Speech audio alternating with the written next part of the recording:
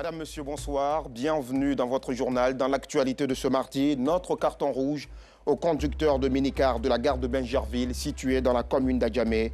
Un carton rouge à ces machinistes qui exposent la vie de leurs passagers à divers dangers. Le positionnement de la gare suscite l'inquiétude des usagers.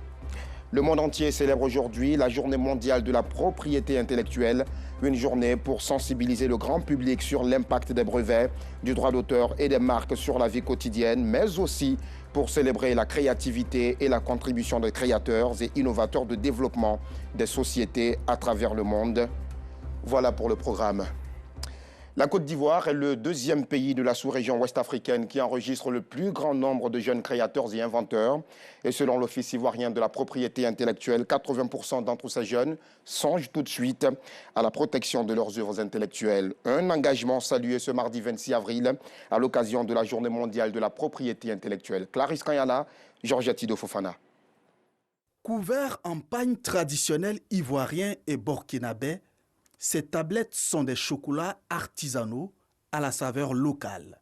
C'est la création de Axel. Il a été super lauréat du prix Alassane Ouattara, du meilleur entrepreneur émergent. Pour éviter la contrefaçon de son invention, Axel a déclaré sa marque à l'Office ivoirien de la propriété intellectuelle, OAPI. C'est une innovation parce que c'est la première fois qu'on a eu à avoir ce genre de choses et ça a été à l'origine de nos grands succès que nous avons eus sur la toile. Ça a permis de booster nos ventes, mais vraiment à un coût incroyable. Et aujourd'hui, je continue de mener cette révolution du cacao à travers cette manière d'emballer les tablettes qui est devenue mon identité. On a fait aussi le dépôt du projet et du concept au Burida déjà, et puis par la suite à l'OIP. Donc c'est vraiment aussi une marque de crédibilité pour un entrepreneur. Parce que si vous ne le faites pas, une autre personne va le faire. Et ça va vous damer le pion. En 2021, la Côte d'Ivoire a été le deuxième pays à enregistrer le plus d'inventeurs dans la sous-région. À l'occasion de la Journée mondiale des propriétés intellectuelles, nous avons rencontré un spécialiste des propriétés intellectuelles pour comprendre les conditions d'enregistrement des propriétés intellectuelles. Beaucoup créent en Côte d'Ivoire. La création est à un niveau élevé. Pour ceux qui ne savent pas ce que c'est que la propriété intellectuelle, je voudrais leur dire que c'est le fait de posséder ou d'être titulaire de ce que tu as créé toi-même par ton intelligence. Mais ça peut ne pas vous appartenir si vous n'avez rien pour prouver que c'est vous qui avez créé. Et la propriété intellectuelle est là pour vous donner les moyens pour prouver que c'est vous qui avez créé, que cela vous appartient. Notre mission principale, c'est de protéger ce que vous créez de votre intelligence. L'autre mission que nous avons, c'est de faire la promotion, c'est de vous aider à faire la promotion de ce que vous avez créé, à valoriser ce que vous avez créé, parce que créer et valoriser, ce n'est pas la même chose. 80% des demandeurs de brevets des propriétés intellectuelles en Côte d'Ivoire sont des jeunes. Pour les encourager et promouvoir les droits de leur création, l'OAPI les invite à se faire enregistrer. Et puis, si vous êtes parent d'élèves, cette information vous concerne forcément. Après donc les classes de 6e, il est désormais possible en Côte d'Ivoire pour les parents d'élèves de procéder eux-mêmes à l'affectation de leurs enfants en classe de seconde dans un établissement de leur choix. Il vous suffit d'envoyer DOB, D-O-B au 99 91. Le coût du SMS est de 200 francs CFA. L'Organisation des Nations Unies pour l'éducation, la science et la culture initie un atelier sur la création de l'Observatoire national de la qualité des eaux en Côte d'Ivoire. Cet atelier s'inscrit dans le cadre de son programme hydraulique international. Les experts ont planché notamment sur la réutilisation des eaux usées. Joël Gosset. Un atelier sur la création de l'Observatoire national de la qualité des eaux en Côte d'Ivoire. Une initiative de l'UNESCO dans le cadre de son programme hydraulique international. Des échanges accentués sur les polluants émergents dans la réutilisation des eaux usées dans les pays en développement. Cela peut aider ces pays à renforcer leurs capacités scientifiques, techniques et politiques en vue de gérer les risques sanitaires et environnementaux. Nous avons décidé de nous intéresser aux polluants émergents car les polluants émergents sont une véritable menace environnementale, ça c'est facile à comprendre, une menace sanitaire, mais également une menace économique, parce qu'en fait, cela a des effets négatifs sur l'envie pour les investisseurs de venir ici et puis sur des problèmes de production. Nous avons une proposition pour cet observatoire national de la qualité des eaux solide et élaboré d'une façon concertée, participative, ce qui est vraiment l'objectif que nous voulons avoir. Une activité qui a réuni les partenaires de l'eau en Côte d'Ivoire, l'Université Nangui-Aprogoa, le ministère de l'Environnement et du Développement durable et celui de l'hydraulique.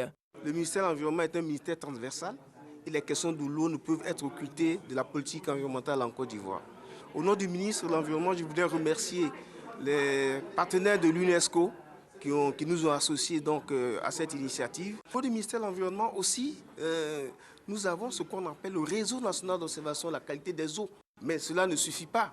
L'observatoire vient encore renforcer ce réseau, mais également aussi donner un poids plus important à la question de l'eau.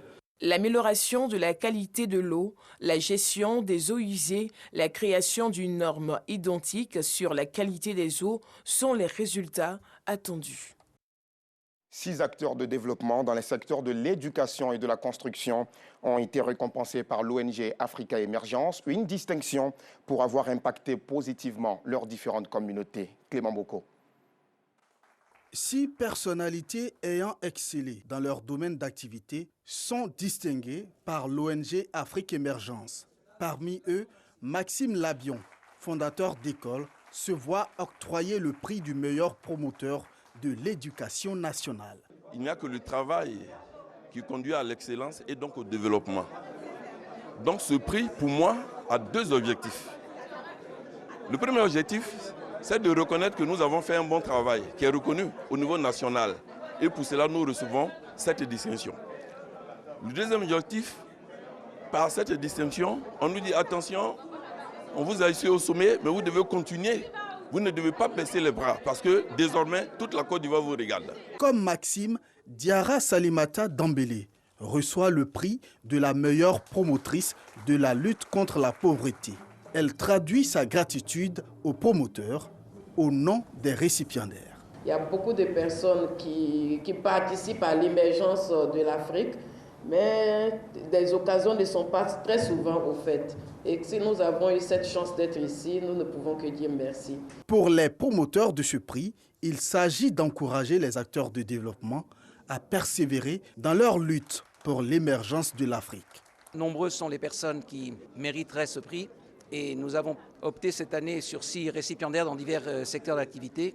Ils œuvrent d'une façon inlassable pour réussir dans leur domaine d'activité sans pour autant chercher à recevoir des prix. D'ailleurs, certains l'ont appris hier, tout simplement, se sont déplacés pour venir. C'est une double félicitation pour ces gens qui ne cherchent pas à obtenir des prix, mais qui œuvrent justement pour permettre à la Côte d'Ivoire de retrouver la place qu'elle a toujours eue dans la sous-région. L'ONG Afrique Émergence est créée en 2016 et s'est donné pour mission d'œuvrer pour l'émergence de l'Afrique en encourageant les artisans du développement. Voilà qui est bien dit, c'est dire donc que l'émergence de l'Afrique se fera par la conjugaison des efforts de ses fils et filles. À 186 km d'Abidjan, dans la ville de Divo, les jeunes peuvent laisser éclater leur joie. Ils viennent de recevoir un nouveau foyer des jeunes. Ce nouveau cadre de discussion servira également pour des formations sur différentes thématiques. Nous, Sangari.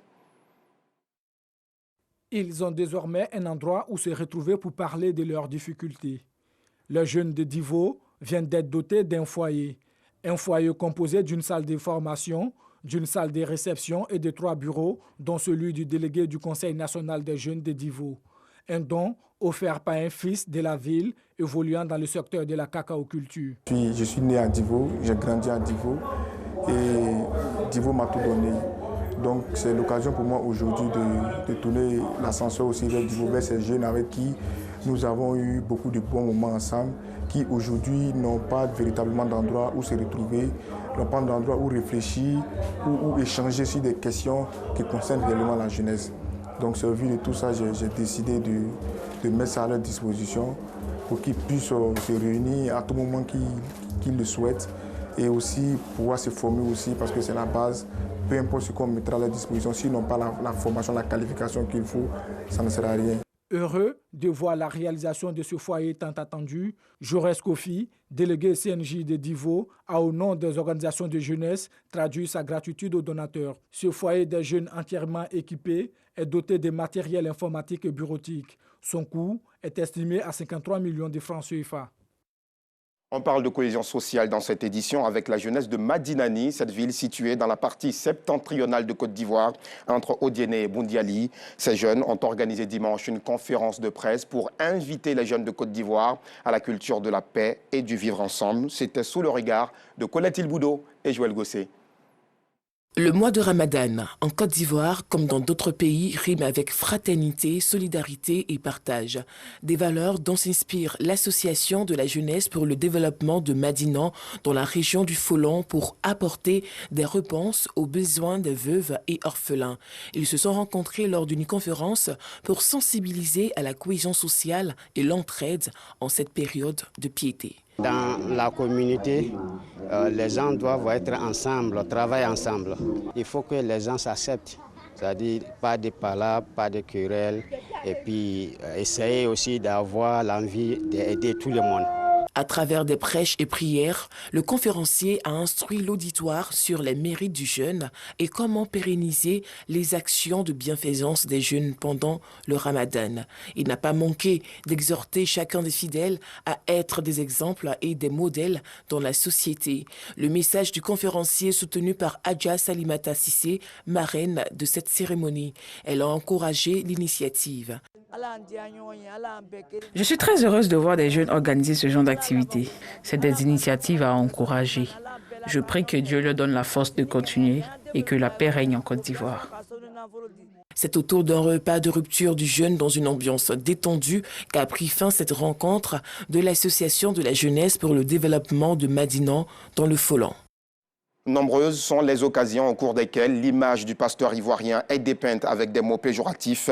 Le Conseil national des pasteurs de Côte d'Ivoire veut redorer cette image. Elle a présenté au cours d'une conférence de presse les activités au titre de l'année 2021-2022 et invité les pasteurs à y adhérer pour se faire former. C'était aussi sous le regard de Rosemond Kili et Georgette Ido Fofana. En Côte d'Ivoire, on assiste de plus en plus à l'apparition d'églises messianiques et apocalyptiques, ainsi que des pasteurs qui opéraient des miracles. Des pratiques pas toujours bien vues et qui pourraient contribuer à ternir l'image des pasteurs selon les populations. Pour elles, l'accent doit être mis sur une bonne organisation des guides de communautés protestantes et évangéliques. Aujourd'hui, on voit tous les mêmes côtés. Que ce soit les musulmans, que ce soit partout, tout le monde se met ensemble pour pouvoir vraiment évoluer. Mais aujourd'hui, là, quand on est divisé, vraiment c'est très difficile pour pouvoir évoluer ensemble. Que chaque entité puisse s'accorder et mieux, ils puissent, peut-être en termes d'innovation, mettre en place une plateforme. Comment soigner l'image, l'éthique et la déontologie du pasteur en Côte d'Ivoire? Cette problématique était à l'ordre du jour de la conférence de presse organisée par le Conseil national des pasteurs de Côte d'Ivoire. La date du 20 au 25 juin 2022, lieu Yamsoukro Fondation Félix Faure-Boigny, on aura une grande conférence nationale du CNRPCI. Nous voulons lancer cette grande conférence nationale. Nous avons fait appel à tous les pasteurs de venir à cette conférence parce qu'au sorti de là, nous allons faire sortir quelque chose, l'éthique et la déontologie, et nous allons présenter ça aux autorités compétentes de cette Côte d'Ivoire pour que désormais l'image du pasteur soit en Côte d'Ivoire. Nous, on n'est pas là à venir pour parler d'église, de doctrine, non. On est là pour parler du pasteur. Le président du Conseil national des pasteurs de Côte d'Ivoire, le révérend Évariste Kofi, a donc invité tous les pasteurs à adhérer à cette structure. Il faudrait qu'on se rassemble. Ici, ce n'est pas une fédération d'églises, c'est une association de pasteurs. Pour pouvoir nous regrouper, pour réfléchir, pour prier, surtout pour nous. Nous nous regroupons pour prier pour la paix et le développement en Côte d'Ivoire. Créé le 10 octobre 2010, le Conseil national des pasteurs de Côte d'Ivoire regroupe plus de 3000 membres. Il vise à rassembler tous les pasteurs du pays. L'Assemblée générale des Nations Unies a adopté mardi par consensus une résolution obligeant les 5 membres permanents du Conseil de sécurité à justifier leur recours au veto, une réforme rare saluée par des applaudissements et qui a été relancée par l'invasion de l'Ukraine par la Russie, ciblant directement les États-Unis, la Chine, la Russie, la France et le Royaume-Uni, seuls détenteurs du veto. La mesure initiée par le Liechtenstein a vocation à leur faire payer un prix politique plus élevé, selon un ambassadeur qui a requis l'anonymat. Le désamour entre l'Ukraine et la Russie continue de s'enfoncer chaque jour qui passe. La mairie de Kiev a démoli ce matin un monument historique de l'époque soviétique. Ce monument célébrait l'amitié entre les deux pays. Cet acte est pour l'Ukraine une façon symbolique de mettre fin à leur relation d'amitié. Cette statue représentait un travailleur russe et un travailleur ukrainien tenant ensemble dans les mains un symbole soviétique avec l'inscription « Amitié entre les peuples ». C'est à l'aide d'une grue que le travailleur russe présent sur le monument est tombé. Au Pakistan, 3 ressortissants chinois et leurs chauffeurs ont été tués par une explosion ce mardi 26 avril à Karachi. Selon la police, ce meurtre pourrait être une attaque terroriste visant les intérêts chinois. Le directeur de l'Institut Confucius de la ville faisait partie des victimes. Place à présent au carton rouge, car nous sommes mardi.